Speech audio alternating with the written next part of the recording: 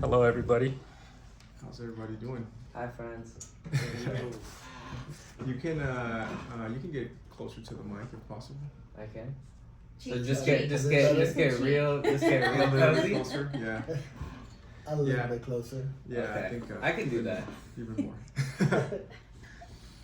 Yeah, I mean, I've done about 10 episodes on my podcast already, so this is gonna be the 11th one. Right. Awesome. Glenda has been here before, so Yes. people who have been watching this, they already met Glenda a little bit, but we have 3 other more people and Joe. Me and Joe are gonna be moderating today, the host. I usually do the sound effects. Ba, ba, ba, ba. You can still do the All sound right. effects. Joe does the sound effects. So we'll be asking questions and talk about different things. So we have Mike from Dulze, Gabe. He's from Rate My Weed on Instagram, and he's also Director of Marketing and Sales There you at go. Cannavision, Dulze, Santa Mala, and Halfsies. nice. And then we have Daniel as well. I'm the CEO of Cannavision. Okay. That's it. Yes. And Glenda. Yes. CEO, co-founder. Danny's also a co-founder. Forgets. Yeah, I mean, recently we had a soft launch for one of our cannabis brands. Santa Mala is the name of the brand, and it's going to be manufactured here in Santa Ana, Orange County. But before we get into like all the partnerships, like origins, launches, MJ BizCon, and everything else, like I want to give everyone a chance to introduce themselves and kind of where they come from and a little bit of their background. So I'll start off with Mike. Awesome. Yeah. My name is Mike. A lot of people call me Chef Mike Moya on Instagram. And I'm the owner and creator of Dulze Edibles. We focus on a microdose option for the consumer, and obviously Latino flavors to represent our culture, our heritage, and a lot of our flavors come from Mexico to keep our authenticity.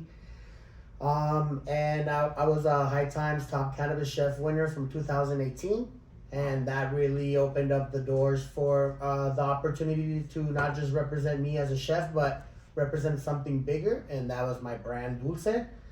We've been fully licensed for 3 years now, and we're super blessed to have a new partnership and give you guys new flavors and new experiences and be very creative with our edible that we are in the process of making. And you're from Orange County as well, this area? Yeah, so I moved I'm from El Paso, Texas. Mhm. That's where I call hometown. That's where my family is.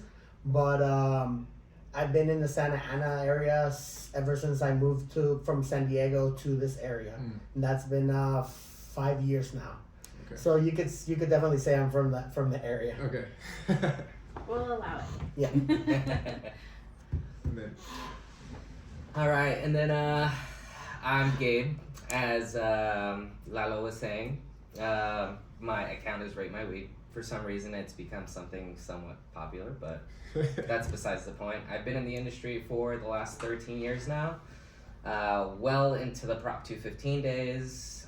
Been extracting since 2011, and I got blessed with the opportunity of meeting Danny and Glenda 2 years ago, and getting to see such an incredible growth with the company. So it's been a crazy journey, but definitely a blessing throughout the whole time. We got to see Halfsies come into fruition. We got to see Santa Mala come into fruition. I got to meet Mike not long ago as well, and it was honestly a beautiful thing when we got to meet. And now he's in the team, in the building. That's a quick little summary of my background, I guess. I'm Daniel. I've been in the industry for about 8 years now. Yeah. Kind of started off as a delivery driver, and I knew I just wanted to be in the industry somehow. And I just dragged Glenda into it. She was in college at the time, studying organic chemistry, and I was like, hey, this is something that I really enjoy. And I think at that time the industry was super infant. I mean, it's still in its infancy now, but back then you'd have residual solvents, all types of mishandling the product. It was just, it was not a great place at the industry, but there was a lot of potential and growth. So I kind of brought her into the industry, and as all great businesses do, it started in the garage, legally. Yeah, and ever since we've been kind of just chugging along, and we were blessed to be in a licensed spot and kind of making things happen. Yes, very much so. And Linda. And as Danny said, I am the CEO of Cannavision. We did co-found that company together about 8 years ago. Is it 8 years? Yeah. 8 years, or maybe like a little less than 8 years ago. We've had a lot of ups and downs, definitely learned the hard way, but as all, Hispanics do, we just kind of make it happen and make lemonade out of lemons. So we've been doing a lot of, bulk production at first, and now we really delved into like branding. We really want to, besides just being like in the space to be in the space, because nobody really knows manufacturers or who makes like your cannabis, who grows your cannabis. It's very rare that you get to connect with those people, because we're just kind of in the shadows. So we really wanted to create brands to put ourselves out there, and so that people could really see who's behind all of this production. And that's really become, it was the foundation of what we did as a company, but it's really become our mission to just really bring diversity into the industry and, represent our communities. Yeah, I mean, I can, this is why we're here, right? We're literally becoming partners, and I did want to ask, like, Cannavision team, just having the license facility, like, how has that brought opportunities, and what led to becoming partner with Dulze, like, how did that start? I mean, that was pretty easy, at being a brand and not having those licenses, but having the potential, like everyone says, of what can be, I've had the opportunity to work with big brands and different licenses, so we could really check the production and how to scale. And just like in any industry, partnerships go south, and I was put in a really bad position a couple months ago, and I found a savior with Cannavision, and they really saw that the true partnership could come along with like-minded people. Also being Latino really helped me find a true home per se. And then obviously everyone in the team, everyone's nice, everyone is hands-on, and everyone wants to do better every day. So it's been a very fortunate time to be with Cannavision, and now really seeing what the potential could be, not just with Dulze or me as a chef, but what we can really create to represent our community and to give people really high quality products. Yeah, and then next I was gonna ask Gabe too. How did you guys meet, and how did you become their marketing partner? I love this story. Oh man. So also to touch on a little bit more of what I've done. I've gotten to be a college professor at Long Beach City College teaching cannabis manufacturing. That was when I was an owner and operator in Long Beach as well. I had a Type 7 license. I'm still an owner there, but as Mike was saying, partnerships sometimes go south. And after a while, I just went on my Instagram and I looked out and I said, hey, is anybody looking for somebody with my type of experience to come join their team? And I got several very, very cool offers, and I got one message from this account, Cannavision Laboratories. And it was Danny, and he said, hey, I'd love for you to come by and check out our lab and get to know us.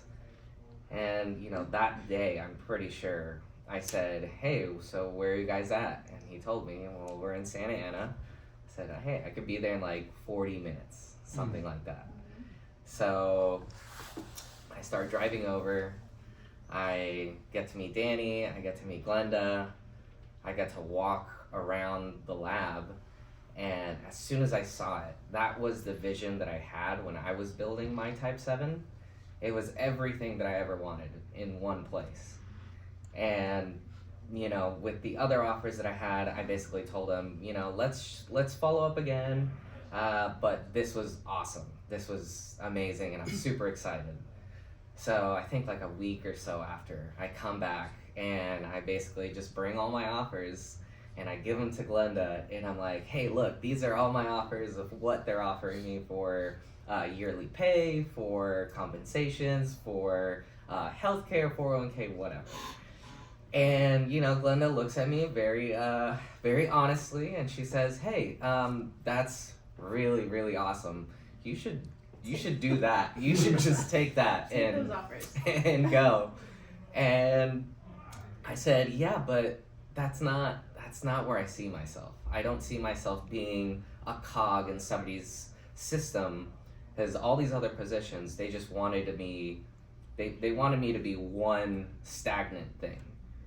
That wasn't where I saw myself, and they pretty much allowed me to have free reign to be myself in the industry again.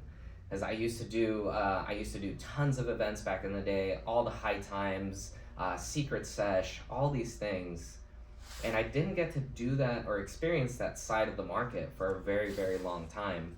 And Glenda and Danny essentially allowed me to do that. And at first, I was very much stuck in my mindset of, I want to be in the lab, I want to be in the background. And Glenda said, you know, that's not where you shine. That's not where you are your best person. How about we switch what you do to be that guy that gets to communicate with people, that gets to know the public, you know, gets to really interact and connect with these people. Because when you get to do that as a brand, people look at your brand so much differently. They get to really love this brand because they love the people that are behind it. You know, we're all Latinoamericanos. I mean, we're representing something that we feel that is missing in the industry. The industry has a lot of money behind it, and we get to come in here and take space and, you know, really showcase who we are, what our backgrounds are, and, you know, just try to make the best of it. So that was pretty much how I got to join the team. And I told all those other people to kind of F off, you know? How long have you been running Rate My Weed? I've been running Rate My Weed for the last 13 years. Oh. Yeah, it started with YouTube videos. It started with making articles for High Times. I pretty much did anything and everything that the industry had to offer. I touched upon it. Are those videos still live? Those videos are still live. Please don't go look at them. Go look at them. They're definitely not on YouTube. Rate My Weed. Yeah, no, that's great that you guys are partnering. I mean, Cannavision is partnering with a lot of people, even with us. I mean, we'll get into that in a little bit, but can you talk about the services that you guys offer? Yeah. What would be like an ideal brand for you guys? Like someone, how would you find someone in? Lately, I would say at first we kind of focused on bulk production of cannabis goods, like raw goods, so like concentrates, vape ready kind of formulations. But you know, lately I think in the last year we've focused on creating other services, so really taking a brand and bringing it to a full consumer packaged good, starting from the original source, like, you know, fresh frozen cured material, into a product that's then packaged and ready to go to stores. So that involves, like, you know, anything from like a grammed out dab to vape carts to disposables or all-in-ones after 2024. And then we are also dabbling in pre-rolls, in hopefully hash holes soon, you know, just really getting involved in every aspect of production for cannabis goods. We've also now brought on, you know, gummy production in our facility. That was something that we definitely had no knowledge on or any even idea how to start, even though, of course, if you asked me 2 years ago, we could do anything. And it would be super easy, but yes, it's been a learning curve that, to really realize what you're good at and what you're not. And we got lucky that Mike did choose to come, do his craft at our place, so we offer that type of production as well. But to the end of like partnering and partnerships, I know like it seems, Cannavision, we're just partnering with everyone, but it really does we've created kind of a unique environment in our facility in which we don't just partner with anybody. The people who we partner with are people that we really believe in or that share at least our similar values. It's tough to make space when you're just, like two people, like when Daniel and I first started, and it felt like it was just the two of us against kind of everybody in the space.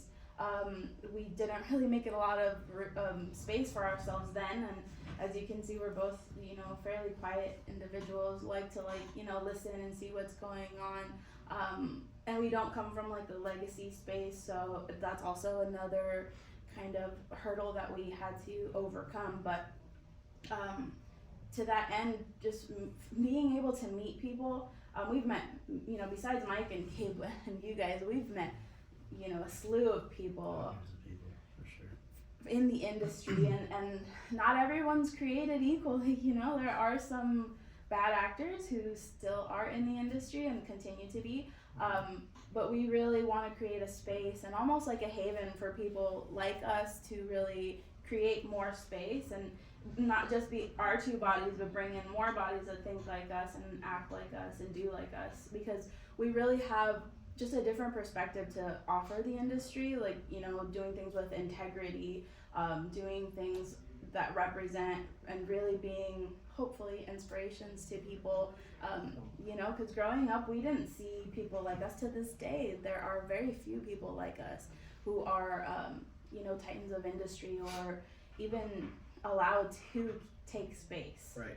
And so it's super important for us to really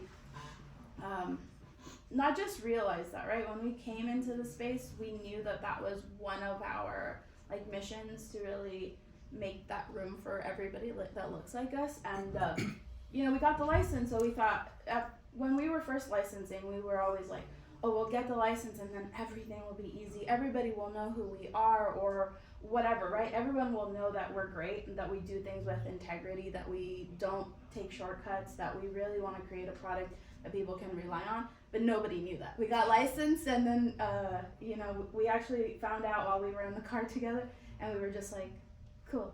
And then nothing happened for a year. Yeah, I mean, the ongoing joke also was, well, everybody has to know Cannavision. Everybody knows Cannavision. Yeah. Well, it took a while. It took a while, but people are taking notice. Hopefully. Yeah, for sure. I mean, you've already invested like so much. I think once you show people that you have a building and you have all these machines and all these processes and you're doing it, they trust you and respect that you're actually doing it. It's not easy. No. Definitely The not. smells, Yeah. the flavors. Yeah. It was tough because we're not those people. We didn't do the YouTube or just be everywhere and say, hey, look at me. It wasn't like that for us. It was like, let's put our head down and really work. And that's how we were kind of raised. If you couldn't tell, we're obviously siblings. So we were raised like, put your head down and work really, really hard, and then something will happen. And so we did that, and when nothing was happening, we were just like, oh, we really have to, it has to be more than just the work that we do. Now we really have to let people see us and let people get to know what we're doing, because if we don't do that, how are they gonna know? No one's gonna see everything that we're doing, our day-to-day, the grind, the real uphill battle that it's been, if we don't talk about it, and if we don't document it, Right. who's gonna know? Just the two of us and those few people that we let in. And so it's become a real challenge at times, because we'd rather be in the lab, but bringing awareness to what we're doing is gonna be, I think, Very key, important. for sure. I mean, last time we had a podcast, people, I mean, as soon as you start talking about it, people already contacted us like, hey, like, how can I work with you guys? And all these opportunities that come up just from throwing yourself out there. You know? So we hope that happens on this episode too. Of course. Of course. Yeah. But yeah, I also want to get into how we became partners, right? Yes. I know Brett's supposed to be here, but Joe's here and Zach. Yeah, I mean, we build, we're a cannabis tech company, right? We have our technologies, our machines, and our patents that fill cartridges specifically. Mm-hmm. We've done like different prototypes for filling joints, right? So we've done stuff like that. We've been in the industry, at least testing things and doing a lot of R&D for like 4 years already. And we finally have a machine that fills carts, and it's adjustable, right? I think part of what makes our machine very unique is that you can swap like one part and you can fill any style of cartridge. It could be disposable, any shape. We could be up and running within like a day or two. Mm-hmm. And that's then, super key. yeah, and that's one of the things that, you know, everybody keeps telling us. Like Linda kept telling us, hey, you guys gotta have a machine that can do any style. Right. And so we came up with one, I mean, we already tested it and it worked okay. Now we're making more improvements, and now we're building like 6 more machines. Yeah, I mean, that's how we met, right? I think Linda was thinking we were gonna sell her a machine, but in reality, we were like, well, no, I gotta say some stories, and I think that this is one of the reasons we started doing our own thing is because when you would go to people and talk about your machines and you try to sell things to people, they're very they always see you just like a sales guy, right? Oh, you're trying to sell a machine, and in reality it's like, no, we're looking for like partnerships, right? We want to work with you guys. We want to build more than one machine, but it seems like the industry didn't want to spend money on machines, at least not the kind that we're building, and then we also saw how much the machines make. So then we're like, we should probably do this for ourselves. So you know, through people that we met Glenda, Daniel, and all you guys. It was through our main investor. Yeah, through one of the main guys that never showed up. I think we got along quickly, you know, very quick. I mean, we went to the same schools and we're from the same area. We didn't know until later. Until later, right? Yes. Yeah. So I think that kind of made it easy to start working together. But yeah, I mean, I think it was all the no's and the people that would say, you know, that just closed the doors on us, you know, and they were like, well, screw this, let's do it ourselves, you know, and that's why we want to help you guys and grow, right? At the same time, we're improving our machines and then somehow like grow the business. So yeah. Well, to be fair, I think a lot of the times when you're not the person doing it, like if it's not me or if it's not like Gabe in our instance, you know, who's kind of an extension of ourselves, it's somebody who knows somebody who knows somebody. So that message always gets lost. So if you have a salesperson or somebody who's talking about you, that's what they think. They think, oh, this person's just trying to sell me something. Right. And that's how I think it got conveyed to us at first. And so we were definitely hesitant because if we can pay this guy who's definitely worth every penny, we were definitely not buying any more machines. So, you know, it was just like, you know, another like machine. But yeah, I think for like 6 months we kind of skirted around like visiting or talking to you guys, and then I think maybe it was we just had a discussion with Daniel and I, and we were just like, yeah, let's just go check him out. I mean, you know, we're not like above getting out of the lab. And when we finally did and I saw the machine, I was like, yeah, but we're not buying it, we're partnering. Yeah. Oh, that's great. Yeah, I mean, those are some of the diversities that honestly drive me. Like, the more no's people tell me, I'm like, well, I'm gonna go do it myself. That's kind of how I am. But yeah, I mean, getting into like diversity, what has been some of those moments where you guys are feeling like crap, or you know, things are going down, or it feels like things are not going well? Like, do you have any stories, Mike? When it comes to what exactly? Like just diversity, like any obstacles that you saw and just drove you to going, doing this? Yeah, as a chef, even with training, even with accolades or whatever, in the food industry, you still always pretty much start at the bottom. So, coming out here and me thinking I was already like an established chef, and getting a chance to work at a higher end restaurants, and then putting me at the lowest end, knowing that I was overqualified. For me, I never looked at like being above anyone. I always give everyone a fair chance of being who you are and proving what you can do.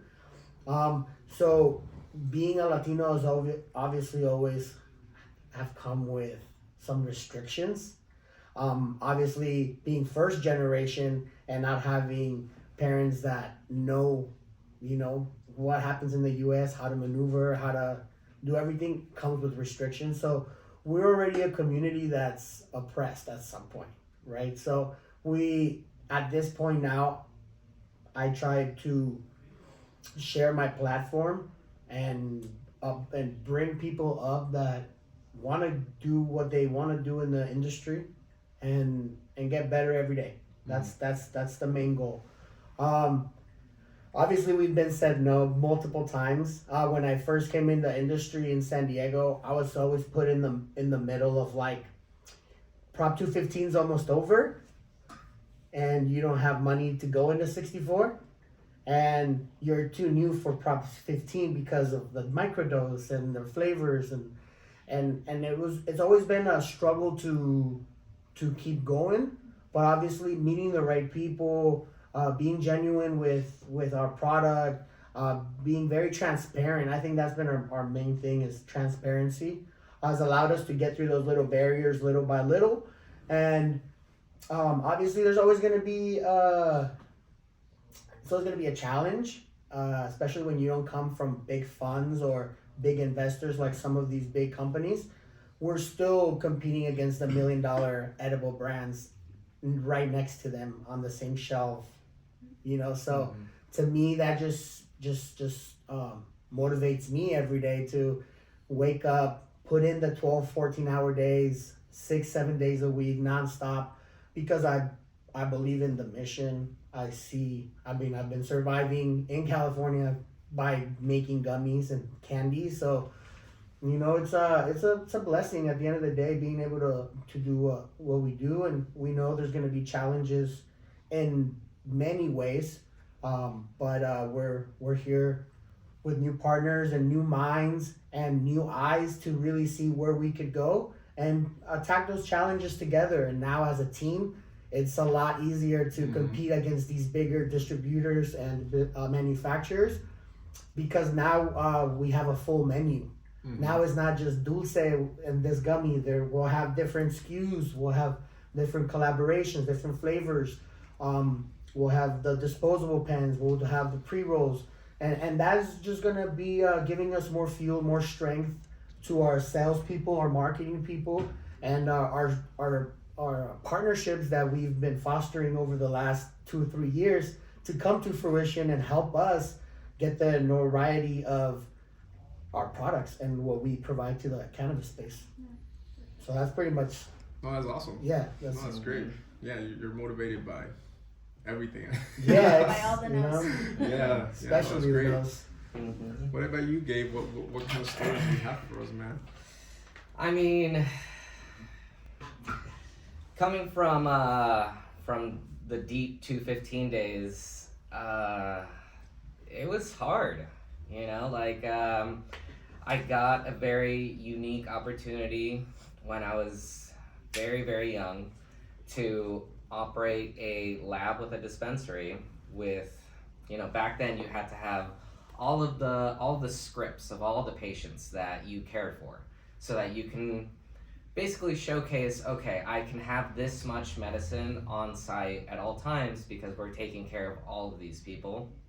And it was very, very, very gray, and the law had to be interpreted by either you or the person who was going against you. And sadly enough, the person who was going against you, as in LAPD, whatever it was, they would always win.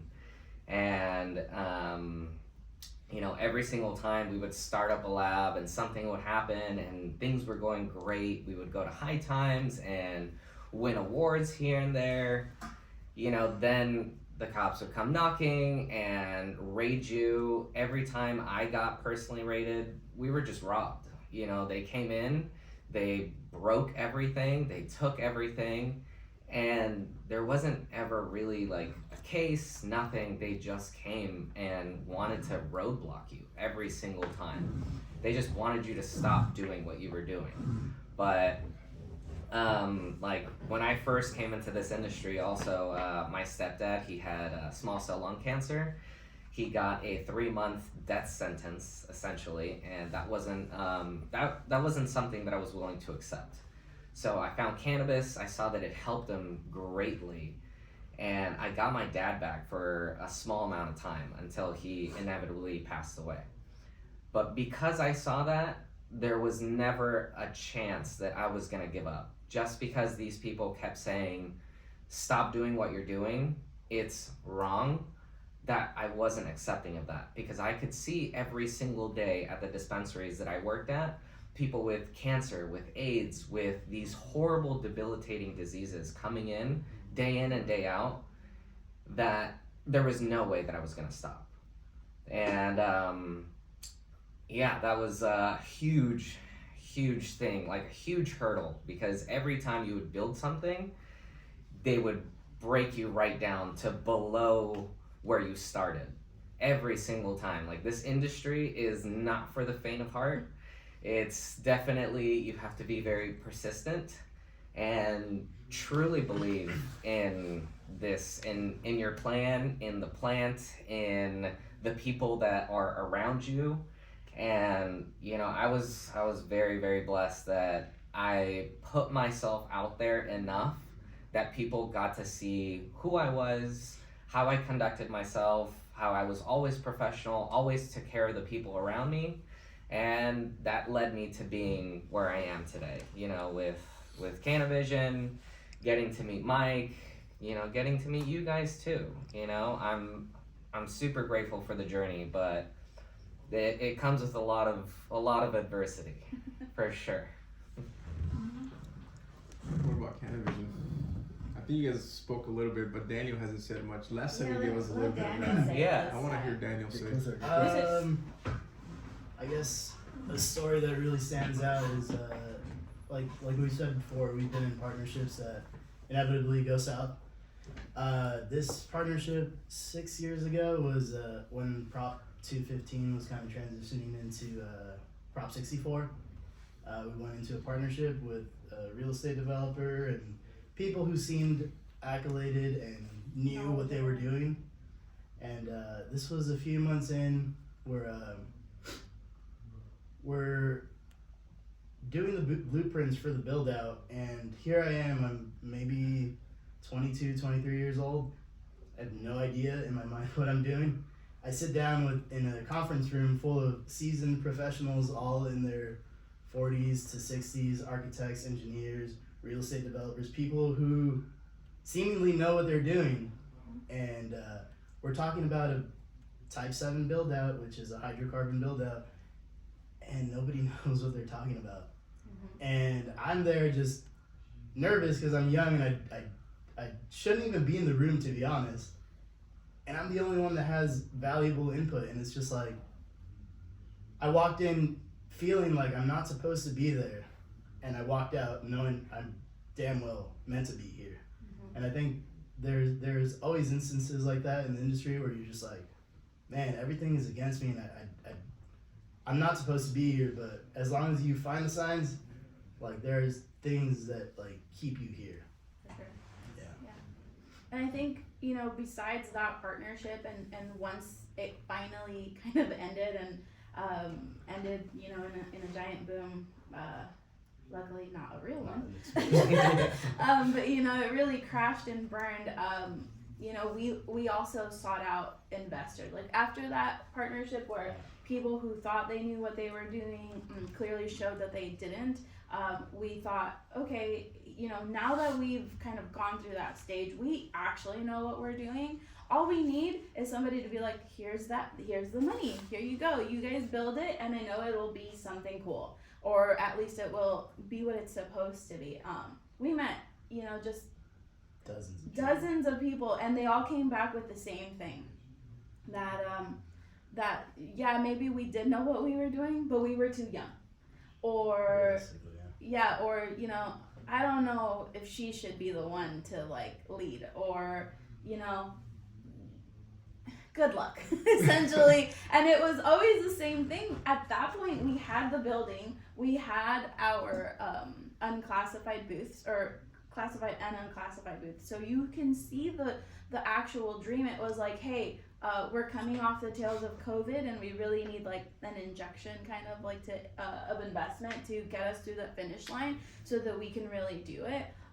And everybody just saw it and said, I don't think so, And it was tough because at that point we had met people who did know what they were doing, and they were all, oh, this is great, like you guys are really on your way. And we met with like the fire authority of Orange County, who we kind of went through the inspection. This was our first inspection, and we could not afford to pay professionals to come in and be like, do this and that. So me and Daniel, we did that inspection. And so coming off of being able to talk to somebody who does this for a living, and being able to not only meet their requirements but exceed them, it really gave us a boost. But we were constantly met with people just saying, you're still not good enough, maybe not you're still young, this isn't gonna work, way too much money for what you're asking, like just no. It's very difficult to constantly hear that and then still push forward. But I guess at some point, I say this all the time, there's really no other option. We kind of we just have to do it. Mm-hmm. We're this deep in, there's no way out. Yeah, there's like when you feel like maybe giving up, you're like, that's not even an option anymore. No. There's been, for me, it was like, it's been times where it felt pretty rough. On a personal level, maybe the business is okay, but for me, it was like, oh my God, like this is crazy. And even when things are not going great, it's like, well, I guess I gotta go harder, The opposite is no option. It's not an option. There's no option for the opposite, because, and then I'm just like, well, going about my day, going hard as hell, and then it's like magic, things happen, and then it just shows up. It's not magic though. That's the crazy part, is that everybody says that, right? Like you have college friends or people who maybe you haven't, because you've been so focused on your craft or whatever it is you're doing, that don't see you for like say a year or 2 years, and then you come back and you're like, your brand's doing well, or you have a brand, and they think, oh, well, it just happened for them. But it's not, right? Because you probably had moments where you were about to give up, and every one of us probably has, where we've just wanted to never come back to the office or to the project, and then people think like, oh, it just happened, it was magic, or how lucky of them. Yeah, but no, they never see the struggle, for me, it's been crying, because it's tough, and it's all of that nobody ever gets to see and that nobody talks about. Right. If at some point, we become this huge success and nobody ever gets to hear how it started, and how, Daniel and I were just, every so often it had to go between the two of us. Either he was like down and out, or I was, because we couldn't both be at the same time. We needed somebody to drive the ship, and really get us to where we were going. Because failure is not an option. Yeah, it's not. It just isn't. And I think it has to do with growing up like a minority, and really going through the diversities that we go through. Everyone's already telling you you're awful, or you suck, or you're a failure, you're never gonna go. And so you can't really believe that. If you do, you end up like that. Yeah. Yeah, or I you're don't too even know. tatted, or you look like a cholo, but you're selling candy. Like, what's going on? You know? Like, You're a drug dealer. It's yeah, like- you know what I mean. That's the first thing my family said when I made the cookies for the first time, and I went over to Mexico, and I pretty much let my grandma who has polio eat some, and her sister who's a nun who's never done anything, and just seeing the effects they had on them, like what I built with my own hands, medicine that made my grandma feel good, you know, after being in a wheelchair her whole life, you know, it really just made me realize I want something way bigger than what I'm doing, and that's why we're Abuelita approved, because if it wasn't for me personally seeing the effects that my candy or my cookie gave her, I would not be here. You know, and that's why that's why I tell that story so much, because this is a medicine. Like, I feel like we're way past our prime, like not our prime, but we still have so much more to give, that now having the space and having the right people around us, we're going to be able to get to those missions a lot faster. And we are going to be able to represent a lot more people, and have our brands be the ones to represent the community and the quality and everything we're trying to fight for in this industry, because there is 10 to 15 to 20 brands created every 3 months. So, and the rate of popularity and consistency and all that plays a matter on your brand. And that's why you see us at we might not be in a lot of stores, but you see us at all the events, because we are part of the community. And we always want to give back and show that we're still here. We're still trying to figure out the way how to do it better and at larger scale to get it to more hands. Yes. So now the other thing I wanted to. That's a good story Push to you guys out. have how it came about helping your grandma. That's cool. Here you go. Yeah, no, I mean, that's literally the same thing with my stepdad, you know?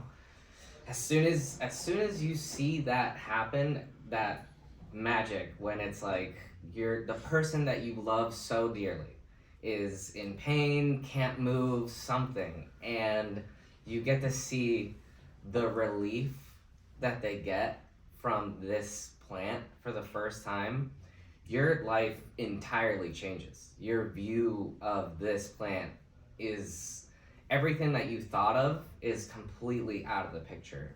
And you see this. You see, this helped my loved one. This helped my friend. This helped a person that I don't even know, who came into this place to try Dulze, to try Halfsies, to try Santa Mala. That's giving them a different quality of life. Your everything changes. Yeah, there's actually an example that I noticed in my brother. Mm-hmm. He used to drink and he would get kind of crazy. But then he tried weed and he started doing that instead of drinking, and like his attitude like completely changed.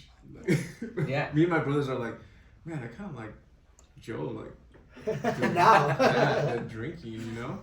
I think there's something to say about those intangibles that you can't really see, because I think mental health is a huge, component of what we do with cannabis, and you can't always see how it has relieved someone's like anxiety or pressure until they've done it for a while and you really notice those changes. It's not instant, like what you guys went through, but in the long term, seeing someone really change their perspective, I don't think there's anything more special than that, to help them see that some aspects of whatever they were doing were harmful. Yeah, definitely. He's military as well, so he was. Yeah. He's that. Well, kind of guy. it's what's available, right? Like for athletes, it's always been, oh, you're hurt. Let me get a Vicodin. Let me get you a shot. Let me get you all this. And in college, as a student athlete, I always saw, I never liked the feeling of consuming pills. So I turned to drinking, and as a Latino, I've been drinking since like 12. So I knew how to at least I knew how to handle myself in college, and I could see, wow, like I'm kind of blessed, even though I was overdoing it, right? But then once cannabis got introduced into my life, like she said, everything started to flip flop from the drinking to the smoking, and then you start to realize it's me that needs the help, and I don't need to go. I can just find what suits me best, and that's my college. Literally, by the end of my college, drinking was not even like that important. It was all about cannabis, and I think that's where it really grew on like how to help people. Even I didn't know at that point because I was just consuming it recreationally, right? But in reality, it's a medicine, and it just needs to be exposed to people. And now, in this time and age, there's all these different types of consuming. And that's the number one priority on my end as a chef is the consumption and what you're consuming and how your body is going to repurpose that medicine and transform it into a great experience. For sure. Yeah. Talk about great experiences and products. I want to talk about Santa Mala. I know we haven't really talked about that. Yeah. That's right. We had a soft launch last week that I think turned out great. I think there was the right people were there. It wasn't like super massive. It was just people who you know show support, and I think it was awesome. Yeah, I mean, Glenda, do you want to talk a little bit about Sure. that partnership, how it came about, and who's involved, and the effort that's been behind that? For sure. I think when we first, met Loomis and everybody involved, and we really decided that we would do a partnership, I think that it was almost an overwhelming consensus that it had to be like a brand that we could utilize all of your automation with our expertise and really marry it into a product that we could all stand behind. And so that was what kind of developed our brand Santa Mala as an all-in-one disposable until 2024 unit where it has a live resin component in the in a hardware that's been tested and really QC'd. It's a great hardware itself, but obviously the product is great, and then it's all just about fully automated. Just about. So when we first decided to go that route and really take space in that and showcase our partnership, it was a partnership between Loomis and Cannavision, with Gabe hopefully doing all of the marketing and being in everybody's face. But as we kind of expanded on it and we were able to meet Mike and Dulze and everything that they kind of do and stand for, we figured we can expand on like the collabs and kind of the partnerships that we do to have an edible component. Like Mike said, dosing is one of the most crucial component of being able to consume. If you don't know your dosage, you can not overdose like in the traditional sense, but definitely become overly medicated, and it could be a rough ride. So partnering with somebody who also really takes that into account is huge for us. And not just that you're Mexican, that's a plus.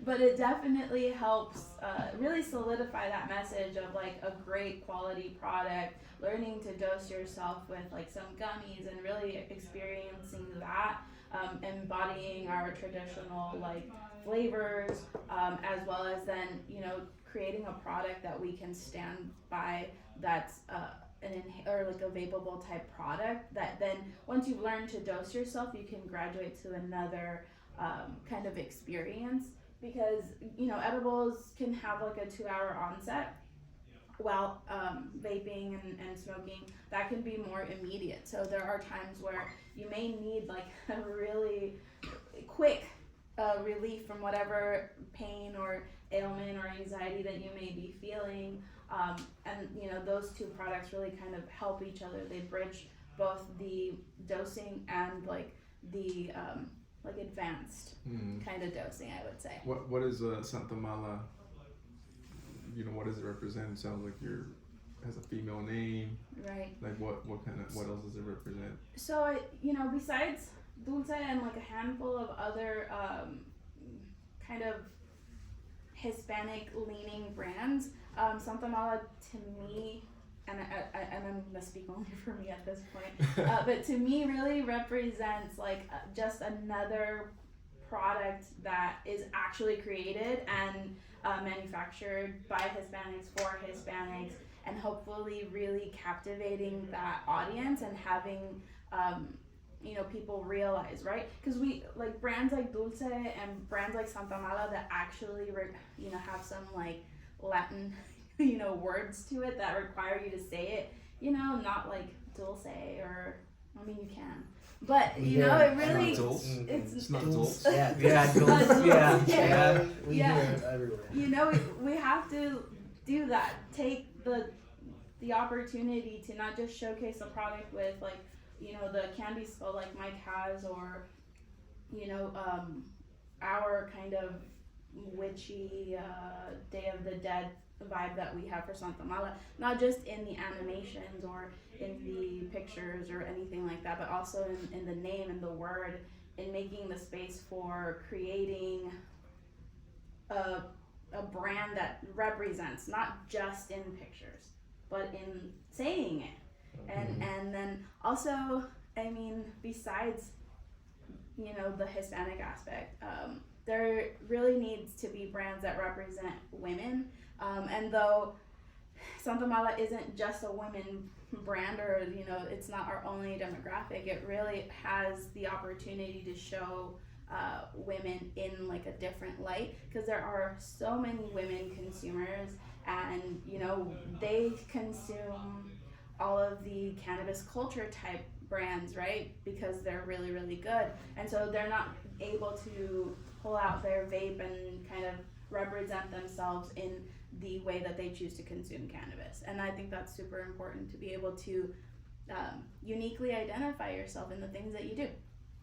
Yeah, another aspect I like about Santa Mala is the artwork. Yes. How we're planning to support local artists. That's right. That so you might be getting new artwork here and there. Yes. And it's all drawn by a human. That's right. There's a lot of Not AI AI. right now. There's a lot of AI. So. I mean, something else also, with Cannavision, we've gotten to put our oil into a lot of very big brands out there. So we've really taken the back seat in feeding a lot of people's favorite brands, and they don't really get to know that it's powered by people like us. It's powered by the little guys, which don't really have a voice in this industry. All you get to see are these big brands with endless amounts of money to just really like drive it down your throat, it feels like, So it was awesome when all of us were like, hey, what if we take what we make, what we believe in, and put it out there, put it out there as all these brands that you see, that you can touch, that you can, as a consumer, you can really say like, hey, I'm representing my people, my culture, someone who looks like me, there's so many things.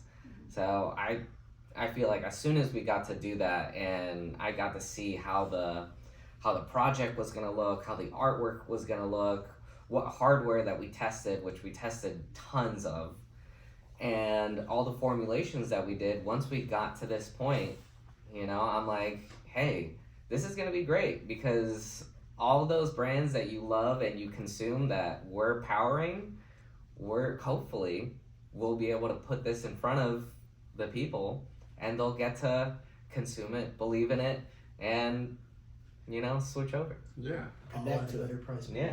At a better price. Yeah. No, and as like a secondary person, right? Because I just landed on the team pretty much a couple months ago, but I smoke a lot, so I'm always one of the testers, and you can literally tell the quality. You right off the bat. If you're a big consumer of these other brands, you can tell that the Santa Mala is just it onsets a little faster, but not as hard. But then it rides you through the HTE flavors, and then you really get to like connect to that strain that they're trying to give the consumer. And I thought that was really cool because you're used to so many cool flavors from the industry that they're trying to formulate, but you can tell that they're made up from candies and certain additives to give you that effect. And with Santa Mala and with Dulce, we really try to go back to like the essence, like what is it made up of and how can we formulate it to make it the best experience for the consumer. Not just, oh, here's 100 milligrams so you can get as high as you want. You know, we really wanted it to be tailored, and I think that's what they're doing as well. And I'm super excited to just be part of the journey now as well. But we have some collabs with Dulce as well. Oh yeah, the collab for Dulce is pretty much going to be very similar to our mango chamoy, what is like an innovative product I believe in the cannabis space. It's a vegan gummy with our extraction and chamoy coated and like a hard candy coating shell thing, and it's really good. So the we're gonna be working with some flavors, but it looks like tamarindos are our next one, and we'll be developing that. So yeah, be on the lookout for that flavor. Sounds fire. Definitely. It is all the uninfused. We'll be R&Ding it a lot, very thoroughly, Yeah. so that once it reaches you guys, you'll know that it's the perfect taste, the perfect consistency, and everything. And it's been such a journey to get here, because as Danny mentioned at the beginning of this podcast, that was the biggest goal, is coming into the space during the 215 era, when things were still full of solvent, still, you know, kind of shitty.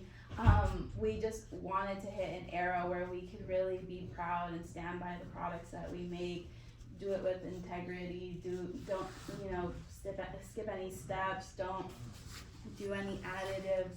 It's crazy what some people add to cannabis, even in some of the products out there to like make it stable.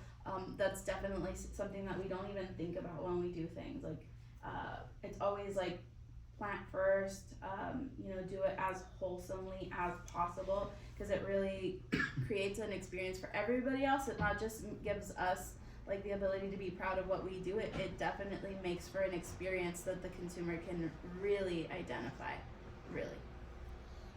No, that's great. Yeah, I can't wait to get it in stores, so Sure. People can follow it and kind of keep up with the progress. And yeah, we'll be giving people information on where to get it soon. Sure. So looks like we got bread in here. Interrupted the podcast. I'm just kidding. Yeah, I didn't want to interject at a. No, it's all right. Flowing Brett was good. supposed to be here, but he got busy. Yeah. with, He had to do his job, Yeah, he had to you go know? work. Well, we have Unfortunately.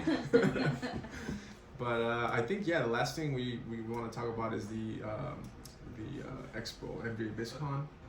You guys are all going?